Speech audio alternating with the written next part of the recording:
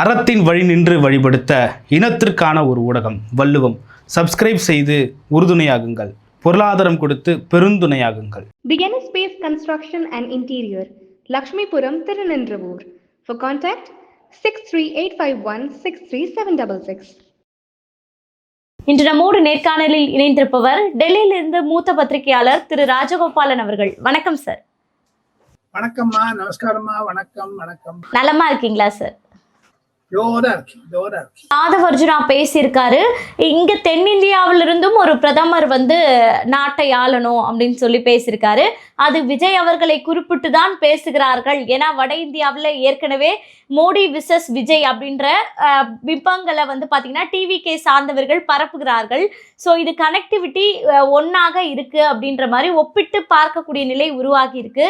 அவர் யாரை குறிப்பிட்டு சொல்லி இருப்பாரு? ராகுல் காந்தி சொல்லல. ஒண்ணு, ராகுல் காந்தி நார்த் இந்தியன். ஏன்னா 2019 வட இந்தியாவில் இருக்கக்கூடிய ராகுல் காந்தி மு.க. ஸ்டாலின் முன்மொழிந்தார் பிரதமராக. அதை விஜய் செய்ய மாட்டார். விஜய்க்கு பிரதமராக வேண்டும் என்ற அவசியம் இல்லை. இப்பொழுது 2036 மட்டும் அவர் பிரதமர் ஆவது கடினம்.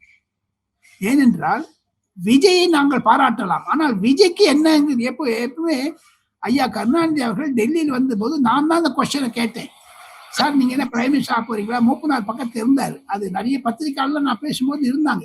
அப்ப அவர் தான் சொன்னாரு, சாமி எனக்கு தெரியும் என்ன உயரம்னு. என்ன எப்போ சாமின்னு தான் கூடுவார் அவர். மு.க. தந்தை ஐயா கருணாநிதி அவர்கள். நீங்க என்ன சாமி என்ன இப்படிலாம் கேட்டுட்டீங்க? என் உயரம் எனக்கு தெரியும், நான் குள்ளம் தானே ஐயா, மூப்பனார் இருக்காரு அப்படி கேட்டு காமிச்சாரு. அதுல என்ன அது உயரம்? அது மாதிரி விஜய் அவர்கள் உயரமாக இருந்தாலும் அவருடைய ஒரு குள்ளத்தனம், அவருக்கு ஒரு உயரம் அவருக்கு தெரியும். நம்ம என்ன ஒண்ணா சொல்லிட்டு போயிடலாம். இப்போ ஆதவ் அர்ஜுனா விஜய் ஒன்னா நிக்க வச்சா ரெண்டு சரி ஹைட்டா இருப்பாங்க. உயரதுக்கிறதோ தாழ்வையோ அதெல்லாம் விட்டுருங்க. விஜய் மனதில் இல்லை பிரதமர் என்பது. அவர் வாழ்க்கைக்கு, அதாவது பொது வாழ்க்கைக்கு அவர் ஒரு புகழ்ந்து சொன்னா வாக்குகள் வரும், ஊழியர்கள் உற்சாகம் அடைவார்கள் என்று ஆதவ் அர்ஜுனா நினைப்பாரே. ஆனால் அதுல ஒன்றும் they can float, அது மிதந்துன்னு இருக்கலாம் அந்த ஒரு மகிழ்ச்சியில. பொதுமக்கள் அப்படி இப்போ விஜய்க்கே சீஃப் மினிஸ்டர் நல்ல 3 மாசத்துல கையாண்டுட்டார். அசம்பிளி நல்லா பண்ணிட்டாரு. பாராளுமன்றம் என்பதை மேனேஜ் பண்ணுவது மிக மிக கடினம். நான் 45 ஆண்டுகாலம் பாராளுமன்றத்தை ரிப்போர்ட்டிங் செய்திருக்கிறேன். தினமணி, தெலுங்கு, ஆங்கில தொலைக்காட்சிகளுக்கு, ஆங்கில பத்திரிகைகளுக்கு எல்லாம் சேர்ந்து. எனக்கு கணிஞ்சது என்னன்னு கேட்டீங்கன்னா, ஒரு ஹிந்தி தெரிஞ்சவன் தான் நாடாளுமன்றத்தை ஆக்க முடியும். அதனாலதான் பி.வி. நரசிம்மராவ் நல்லா 5 வருஷம் ஓட்டினார். அவருக்கு ஹிந்தி, உருது நல்லா தெரியும், ஹைதராபாத்ல பிறந்ததுனால. ஆனா அதே மாதிரி தேவகோடா ஒண்ணும் இல்லாத ஆயிட்டாரு. மூப்பனாரால் ஆக முடியலையே. ஒன்று. இரண்டாவது, 10 அமைச்சர்கள் இருந்தார்கள் திராவிட முன்னேற்ற கழகத்தில் 2004 2014 மட்டும். நான் இன்னைக்கு சேலஞ்சு பண்றேமா, கலங்கரை மூலமாக, மகாலட்சுமி மூலமாக, ஒரு எம்பி, ஒரு திமுக மந்திரி சென்னை, டெல்லி, திருநெல்வேலி, சென்னை, டெல்லி, தஞ்சாவூர், சென்னை, டெல்லி, மதுரையை தவிர சென்னையிலேருந்து பாட்னாவோ, சென்னையிலேருந்து லக்னோவோ, சென்னையிலேருந்து ஸ்ரீரங்கவோ போன எவனும் கிடையாது. 10 வருஷம் மந்திரியா இருந்தானுவ. ஆக மொத்தம் வட இந்தியாவில் எந்த ஊர்ல எது இருக்குன்னு தெரியாது. கேங்டாக்னு ஒரு இடம் இருக்குது, அவங்க எல்லாரும் பேங்காக்னு நினைச்சிட்டு இருந்தாங்க. ஆக மொத்தம் தமிழ்நாடுக்கு மேல வந்துட்டீங்கன்னா நார்த் இந்தியா என்பது மிக மிக கடினம். 140 கோடி மக்களுடைய மனதை கவர வேண்டும். தமிழ்நாட்டில் இப்பதான் 1,80,00,000 நீ வந்திருக்கீங்க. வெயிட் பண்ண வேண்டியதுதான் என்னுடைய தாழ்மையான கருத்து. பல சபாநாயகர்கள் லோக்சபா, ராஜ்யசபாவில் இருந்தாலும் கூட, நான் பத்திரிகை ஆலோசனை குழுவில் பிரஸ் அக்ரிடேஷன் கமிட்டியில கடந்த 20 வருடங்களாக நான் மெம்பரா இருக்கேன். வரக்கூடிய எம்பிக்கள் அனைவரும் நான் தெரிஞ்சிருப்பேன், பத்திரிகையாளர்களும் தெரிஞ்சிருக்கிறேன். நான் தான், எங்க கமிட்டி தான் அப்ரூவ் பண்ணும். சப்போஸ் மகாலட்சுமி நாளைக்கு டெல்லிக்கு வந்தாங்கன்னா கூட லோக்சபாவை பார்க்கணும், பேச பத்திரிக்கைன்னா நம்மளாம் கைத்து போட்டு கொடுக்கணும். அந்த மாதிரி பதவியில் நான் 20 வருஷம் இருந்திருக்கேங்க. வட இந்தியா என்பது ஒரு மாபெரும் கண்டங்க. சும்மா வெறுமைக்கான ஆதவ் அர்ஜுனா சொல்றான்னு புகழ முடியாது. அதுதான் ஏவா வேலு அவர்கள் கடந்த ஆண்டு 2025 திருவண்ணாமலையில திமுக நடத்திய ஒரு மாநாட்டுக்காக கிட்டத்தட்ட அரசுக்கு 8 கோடி இழப்பு ஏற்படுத்தக்கூடிய வகையில ஏரி மணலை திருடி அந்த மாநாட்டு திடலை சமப்படுத்தி இருக்கிறார் அப்படின்ற ஒரு செய்தியை அறப்போர் இயக்கம் இன்னைக்கு வெளியிட்டிருக்கு. ஸோ மீண்டும் ஏவா வேலுவை நெருங்கும் கைது அப்படின்னு நம்ம பார்க்கலாமா இந்த நிகழ்வை? ஆமா, கைதுக்கு போக முடியாது. அவர் மீது ஒரு ஒரு கேள்விக்குறி வந்து விட்டதாகத்தான் நான் பார்க்க முடிகிறது. ஏவா வேலு ஒரு சமயத்திற்கு சிறந்த அரசியல்வாதி, யாரும் அதாவது அவமதிக்காத அளவிற்கு எல்லாரோடையும் கை கோத்துன்னு போவாரு. ஏவா வேலு என்பவருடைய ஒரு டிஎம்கேல இருந்திருக்காரு. இப்ப தாவேகாக்கு பக்கம் போவாரா போக மாட்டாரான்னாலும் மதில் மேல் பூனியாக இருந்தாலும் ஏவா வேலு தான் உதயநிதியுடன் அவர் கைதான போது 24/7 இருந்தார். அதனால அவர் இன்னைக்கு உடனே இக்னோர் பண்ண முடியாது உங்களால. அவர் கைது செய்யவும் மாட்டார்கள். ஒருவேளை பயமுறுத்தி அண்டைய பக்கத்தில் வைத்துக் கொள்வாரே தவிர விஜய் அவர்கள் அதிகமான ஒரு கைதெல்லாம் செய்தால் விஜய்க்கு எதிரான ஒரு சிச்சுவேஷன் மாறும். ஏன்னா எடப்பாடி பழனிசாமியே கொடநாடு வழக்குல கைது செய்யாமல் மிரட்டின்டே இருந்தாரு மு.க. ஸ்டாலின். கடைசி மட்டும் கைது செய்யல. அவங்க டாப் லெவல்ல என்ன பயம்னா சிம்பத்தி வரக்கூடாதுன்னு. அது மாதிரி தான் மன்மோகன் சிங்குக்கும் நம்ம ராஜாவை அனுப்பிச்ச போது ராஜா மேல சிம்பத்தி வந்துடுச்சு 2Gல. அதே மாதிரி தானே இப்ப ராகுல் காந்தி எதனா செஞ்சானே ராகுல் காந்திக்கு சிம்பத்தி வரும்னு சொல்றாங்க. அதனாலதான் அவங்க கேஸ் போடாத இருக்காங்க. ராபர்ட் வாட்ரா இருக்காரு, பிரதமருடைய அதாவது சோனியா காந்தியுடைய மருமகன். அவர் மீது 10 கேஸ் இருக்குது. ஒரு கேஸ் நரேந்திர மோடியோ அமித்ஷாவும் வழக்கு தொடரவில்லை. இது வழக்கு என்பது ஒரு சாதாரணமாக வைக்கிறார்கள். அதனால்தான் நம்ம சீஃப் ஜஸ்டிஸ் சூரியகாந்த் வழக்குகள் அதிகமாக போடுறீங்க, வழக்குகள் வருவது கர்ப்பாம்பூச்சி மாதிரி வழக்கு சொச்சன்னு வந்துச்சு. அதுல இருந்து கர்ப்பாம்பூச்சி காங்கிரஸ் வந்துடுச்சு, கர்ப்பாம்பூச்சி இந்திய ஜனதா பார்ட்டின்னு. இதெல்லாம் வச்சு பாத்தீங்கன்னா ஏவா வேலு மேல போடக்கூடிய கேஸுக்கு எவ்வளவுதான் ஒரு அழுத்தம் இருக்கும் என்பதை தெரியவில்லை. அரெஸ்ட் பண்ணி காமிக்கணும் விஜய், சும்மா கேஸ் போட்டுட்டு போயிடக்கூடாது.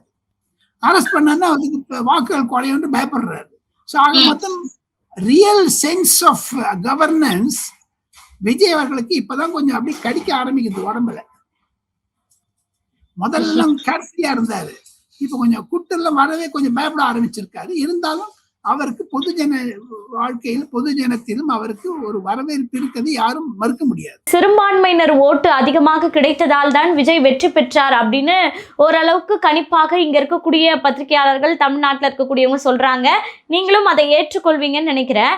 இப்படி இருக்கக்கூடிய இந்த வேளையில சட்டமன்றத்துல நான் ஒரு கிறிஸ்துவன் அப்படின்ற மாதிரியும், தமிழ் மொழி நான் தமிழன் என்பதை பெருமைப்படுத்தாமல் கிறிஸ்துவன் என்று மரிய வில்சன் பேசுவதை விஜய் ஆதரிக்கிறார் அப்படின்னும் போது இது சிறுபான்மையினர் மத்தியில, குறிப்பாக இஸ்லாமியர்கள் மத்தியில ஒரு பெரும் கோபத்தை ஏற்படுத்தி இருக்குன்னு சொல்லப்படுது. நீங்க எப்படி பாக்குறீங்க? ஒரு நாள்லயே பண்ண முடியாது மகாலட்சுமி. எந்த மாதிரி இப்போ இப்படி அடிச்சுட்டான்னு வச்சுங்க, சரி விட்டு போய் ஒரு நாளைக்கு அடிச்சுட்டான்னு விட்டுடலாம். ரெண்டாவது அடிங்க அடிச்சாங்கன்னா வம்பாகும். ஆக மொத்தம் ஒரு மீண்டும் ஏதாவது தவறு செய்தார்களே ஆனால் விஜய் அரசாங்கத்திற்கு ஆபத்து என்பதைத்தான் நான் உணர்கிறேன். ஒன்று. இரண்டாவது, விஜய் அவர்கள் கரூர் சம்பவம் முடிந்தவருக்கு அதுக்கு முன்னதாகவே கூட செப்டம்பருக்கு 2025 முன்னதாக விக்கிரவாண்டியில் ஓப்பனாக சொல்லியிருக்கிறார், நான் முதலமைச்சர், என்னுடன் வருவதற்கு அனைவருக்கும் பதவி தருவேன் என்று ஓப்பனா டிக்ளேர் பண்ணியிருக்காரு. அது அவர் மீது போய் சொல்லக்கூடாது. அது அனைத்து கட்சிகளுக்கும் அனைத்து மதங்களுக்கும் இருப்பேன் என்று இஸ்லாமியர், கிறிஸ்துவர்கள், ஈவன் பிராமின்ஸையும் சேர்த்து இருக்காரு. அதனால அவர் மீது புகாரோ இல்லை சொல்ல முடியாது. வரக்கூடிய நாட்களில் இஸ்லாமியர்களுக்கு எப்படி கொந்தளிப்பு வந்து கொண்டிருக்கிறதோ அதே மாதிரியான நிலைமையில் உயர்மட்ட ஜாதிகள் கூட தமிழகத்தில் ஒரு 17-18% இருக்குது. இருந்தாலும் அது விஜய்க்கு எதிர்த்து போகும். காரணம், ஒரு ஹிந்துத்துவ மாடலை மறைமுகமாக விஜய் தமிழகத்தில் திணிக்கிறாரா என்றெல்லாம் ஒரு பேச்சுக்கு பரவலாக இருக்கிறது. நீங்க ஒரு இஸ்லாமியர் என்று சொன்னது வரவேற்கத்தக்கது. அதே சமயத்தை நம்ம பட்ஜெட் எடுத்துட்டு போய் அக்ரிகல்ச்சர் பட்ஜெட் பாலாஜி நம்ம திருப்பதியில போய் வச்சுட்டு வந்தாரு வினோத், அதுவும் வரவேற்கிறார்கள். இது போக போக சமூக நீதி, சமத்துவம், சோசியலிசம், செக்குலரிசம் எல்லாம் சொல்லிட்டு எங்க இவர் மாட்டிட போறாரோன்ற எனக்கு ஒரு அச்சம் எனக்கு இருக்குது மகாலட்சுமி. நீங்க சொல்ற மாதிரி இஸ்லாமியர்கள் விரோதமாகத்தான் இருக்கிறார்கள். ஆனால் அவர்கள் அதை சரி. IUML திமுக வெளில போயிடுச்சு. இனிமேல் IUML வந்தா கூட திமுக சேர்க்காது. ஒரு நீங்க சொல்லுவது மைனாரிட்டிஸ் ஓட் வெளில போகுது, அதனால விஜய் ஒன்றும் பயப்பட வேண்டிய அவசியமே இல்லை. இது பயப்பட வேண்டியது திமுக தான். ஏன்னா திமுக ஓட்டு தான் வெளில போகுது. அதே மாதிரி சில வாக்குகள் கண்டிப்பாக காங்கிரஸிலிருந்து போகும். குறிப்பாக இதில் டேமேஜ் ஆவது சீமான் என்பதுதான் என்னுடைய கருத்து. சரி, இன்னொரு அவருக்கு ஒரு மரியாதைக்குரிய சீமானுக்கும் ஒரு விதமான ஒரு விழுக்காடு மைனாரிட்டி சோர்ஸ் அவர்கிட்ட இருக்குது, இல்லைன்னு சொல்ல முடியாது. 234 தொகுதிகளிலும் வேட்பாளர்களை போடக்கூடிய அளவிற்கு அவருக்கு ஒரு சக்தி இருக்கிறது என்றால், கடந்த 5-6 தேர்தல்களில் அவர் போட்டியிட்ட விஜய் மாதிரி இன்னைக்கு கட்சி ஆரம்பிச்சு ஆட்சிக்கு வரல. அவர் நல்ல ஆங்கிலத்தில் சொல்வார் கசக்கு, அது என்ன சொல்றது, எப்படி கிரஷ் பண்ணிட்டு வெளில வந்திருக்காரு விஜய் நம்ம சீமானம். அதனால அந்த சிறுபான்மையர் ஓட்டு என்பது அனைவருக்கும் பாதிக்கும். சிங்கை பத்மநாபன் அவர்கள் விஜய் அவர்களை சந்தித்து புகைப்படம் எடுத்திருக்கிறார். இதற்கு டைம்ஸ் நவ் ஒரு செய்தி வெளியிட்டிருக்கு. என்ன அப்படின்னா, MSME சிறு குறு நடுத்தர அந்த தொழில் நிறுவனத்தினுடைய CEO-வாக இவரை நியமிப்பதற்காக தான் இவர் இங்க சேர்ந்திருக்காரு. அந்த போஸ்டிங்க்கும் விஜய் அவர்கள் ஒப்புக்கொண்டார் அப்படின்ற ஒரு தகவலை வெளியிட்டிருக்காங்க. இது நீங்க எப்படி பாக்குறீங்க? புதிதாக வருபவர்கள் ஒரு ஆதாயத்துக்காக வராங்க, அதற்கு விஜய் ஒத்து போறார் அப்படின்னும் போது இது என்ன மாதிரியான தாக்கத்தை ஏற்படுத்தும்? அது அதிமுகவிற்கு தாக்குதல் ஏற்படுத்துகிறதோ இல்லையோ, அந்த ஊர் MLA MP-க்களுடைய வாக்காளர்கள் மத்திய தாக்கத்தை ஏற்படுத்தும். மக்கள்கள் பார்த்து கொண்டிருக்கிறார்கள். கட்சி சேருவது, கட்சியிலிருந்து வெளியேறுவது தனிப்பட்ட கருத்து. அது ஹார்ஸ் ட்ரேடிங், அது என்னமா இருந்தாலும் சரி, ஒன்றே ஒன்று நிச்சயம், கண்டிப்பாக நான் சொல்லுகிறேன், அது மாதிரி செய்ய ஆரம்பித்தார்கள்.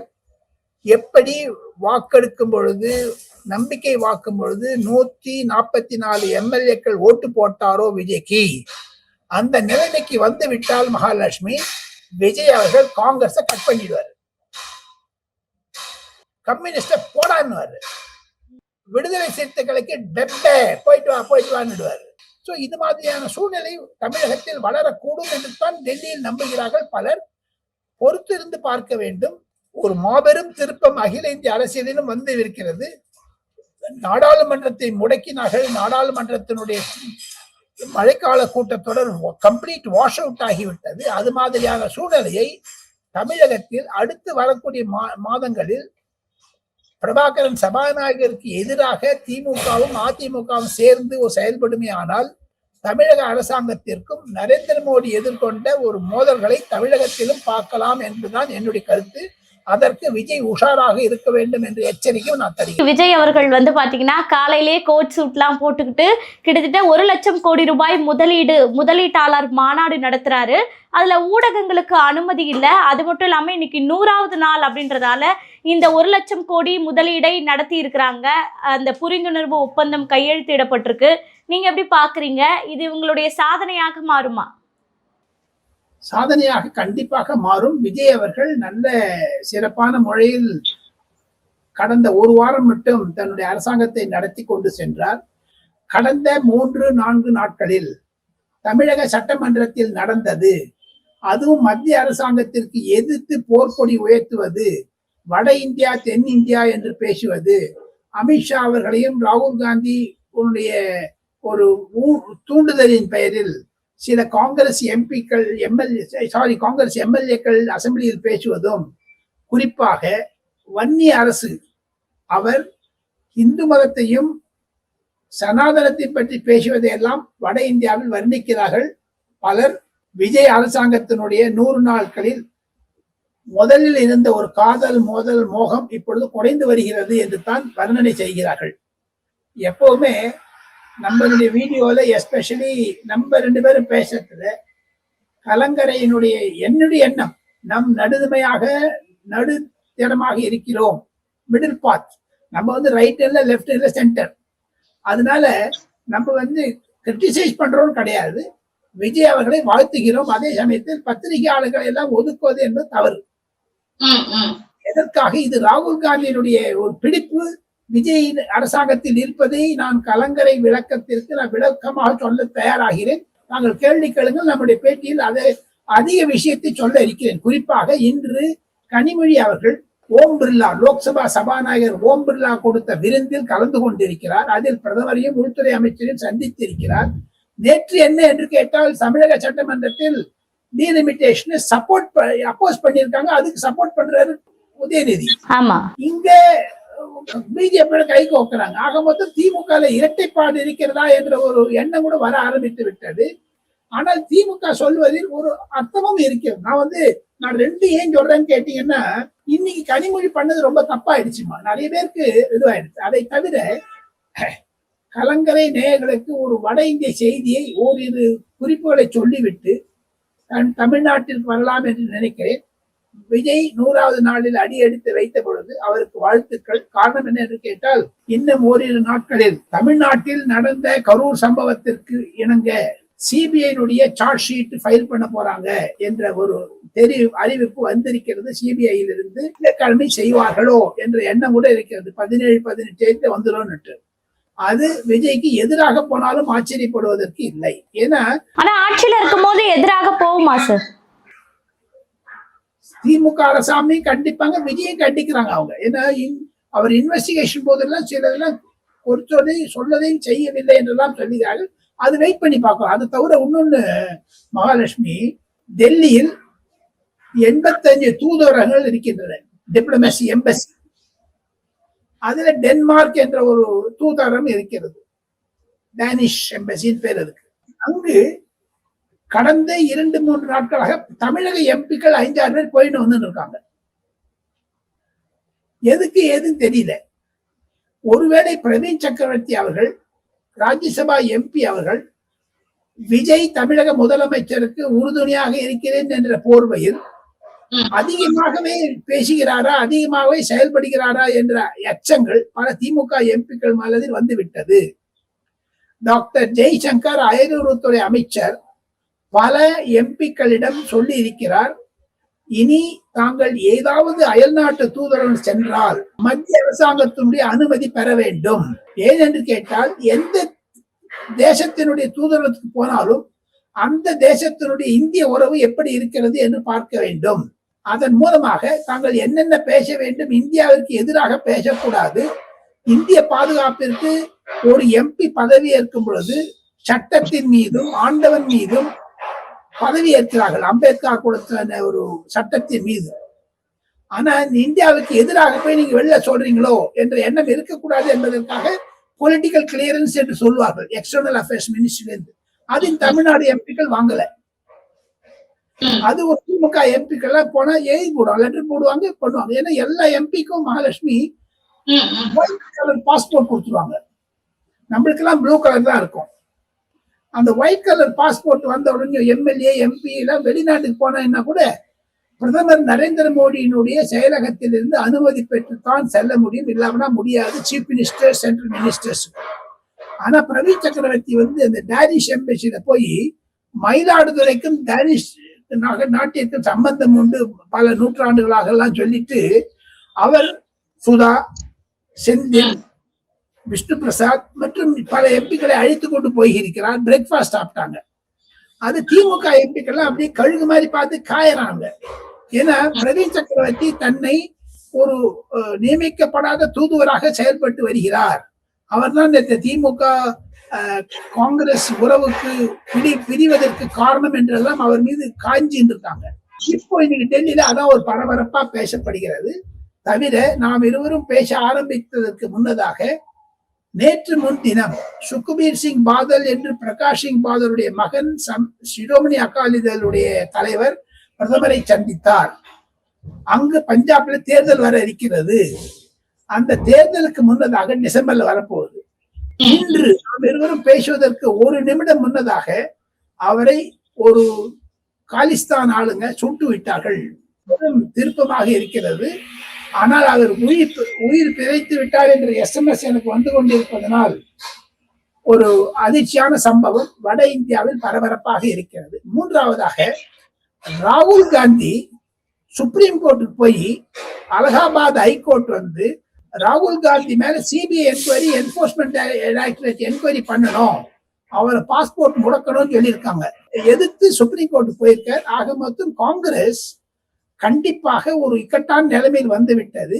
ராகுல் காந்தி 240 முறை அவர் அயல்நாடு சென்றிருக்கிறார். அவரிடம் மகாலட்சுமி 15 பாஸ்போர்ட் இருக்குது. ஏன்னா ஒரு பாஸ்போர்ட் 30 பக்கம் இருந்தது. எல்லாத்தையும் முத்திரை கொடுத்துடுவாங்க விசா கொடுக்கச்ச. இவர் வந்து 240 கண்ட்ரி போயிருக்காங்க. 240 என்ட்ரி, 240 எக்ஸிக்யூட்டிவ், 480 புக் ஆயிடும். அதெல்லாம் வாங்கிடுவாங்க சிபிஐ. அந்த பயத்துல அவர் சொல்லிட்டாரு, ஸ்டே வாங்கறதுக்கு போயிருக்காரு. அடுத்த வாரம் அந்த கேஸ் வரப்போகுது. எப்படின்னு தெரியல. ராகுல் காந்தி ஒரு ஊழல்வாதி என்றெல்லாம் பேச ஆரம்பித்து விட்டார்கள் பொதுஜன இயக்கத்தில். அவர் சுப்ரீம் கோர்ட் போயிருப்பது கலங்கரை நேயர்களுக்கு ஒரு எச்சரிக்கையாக சொல்லுகிறேன். என்ன என்று டெல்லியில் இருந்து என்ன கேட்டால், ராகுல் காந்தி மீது சிபிஐ வந்து விட்டது என்பதுதான். அவர் பல ஆயிரக்கணக்கான கோடி ரூபாய்களை சைனாவிலிருந்து பெற்றார் என்றெல்லாம் ஒரு என்கொயரி ஆரம்பிச்சிருச்சுன்னா அவர் மேல ரெய்டு எல்லாம் விடுவாங்க. அப்போ இவர் கொஞ்சம் ஒரு பூனைக்குட்டி மாதிரி உள்ள நுழைஞ்சிடும். அப்படியே உள்ள போய் இப்பதான் சிங்கம் மாதிரி வராது. ஈழத் தமிழர்களை கொன்று குவித்த திராவிட முன்னேற்ற கழக காங்கிரசினுடைய ஆட்சியில் இதே டாக்டர் மன்மோகன் சிங் இந்திய விமானத்திற்கு ஸ்ரீலங்கன் விமானம் வர்ணம் அடைத்து கலர் அடித்து பிரபாகரனை கொன்றார்களோ அன்று முதல் நான் சொல்லுகிறேன், தமிழர்கள் கொடுத்த சாபத்தினால் தான் காங்கிரஸ் இந்த மாதிரி அழிஞ்சு படிச்சுட்டு நார்த் இந்தியாவிலும் சவுத் இந்தியாவிலும் எல்லா இடத்துலயும். நீங்க சொல்றது நிதர்சனமான உண்மை. அப்படி இருக்கக்கூடிய இந்த காங்கிரஸுக்கு அதாவது ஒரு முட்டு கொடுக்கக்கூடிய வகையில இங்க டிவிக்கே வந்து பாத்தீங்கன்னா டீலிமிட்டேஷன் எதிர்ப்பு தீர்மானத்தை காங்கிரஸ்க்காக தான் முக்கியமாக நிறைவேற்றி இருக்காங்க அப்படின்னு பல விவாதங்கள் தமிழ்நாட்டுல எழுந்திருக்கு. நீங்க எப்படி பாக்குறீங்க? திமுகவும் அதுக்கு உடன்பட்டிருக்கு. கரெக்ட். அது திமுக வந்து டிவிக்கு விழித்த வலையில் சிக்கி விட்டார்களோ என்ற அச்சமுடன் இருக்கிறது. அதிலிருந்து வெளிவருவதற்காகனோ என்னமோ இன்று கனிமொழி நரேந்திர மோடியினுடைய டீ பார்ட்டி, ஓம் பிர்லாவுடைய டீ பார்ட்டியில கலந்துட்டு இருக்காங்க. இது திமுக ஒரு 2 ஆண்டான் நிலைமையில இருக்குது. இன்று நான் தமிழக பத்திரிகைகள் எல்லாம் படித்தேன். பல திமுக தொண்டர்கள், அடிப்பட்ட தொண்டர்கள், தேர்தல் சமயத்தில் மூத்தெல்லாம் வாக்குச்சாவடிகளை எல்லாம் மேற்பார்வையிடக்கூடிய அடிமட்ட தொண்டர்கள் பலர் தமிழ் வெற்றி கழகத்தில் சேர்கிறார்கள் என்ற ஒரு செய்தியை நான் படித்தேன். அதன் மூலமாக காங்கிரசும் பாஜகவும் சேர்ந்து என்ன நினைக்கிறது என்று கேட்டால், தமிழக வெற்றி கழகத்துடன் அதிமுக அழிந்து விட்டது. ஆனால் நேற்று எடப்பாடி பழனிசாமி அந்த டீலிமிட்டேஷனை எதிர்த்து பேசியதில் பாஜக அவர் மீது நல்ல ஒரு நம்பிக்கை வந்து விட்டது டெல்லியில். ஆனால் திமுகவும் அதிமுகவும் தொண்டர்கள் எல்லாம் தாவேகாவில் சேர்ந்து விட்டதனால் பாஜகவும் காங்கிரசும் சேர்ந்து கொண்டு 2 தேசிய கட்சிகள் சேர்ந்து கொண்டு 2 மாநில கட்சிகளை அழித்து விட்டு வெறும் தாவேகாவை வென்று ப்ரொஜெக்ட் பண்ணுவது தவறு என்று சொல்லுகிறார்கள் வட இந்தியாவில்.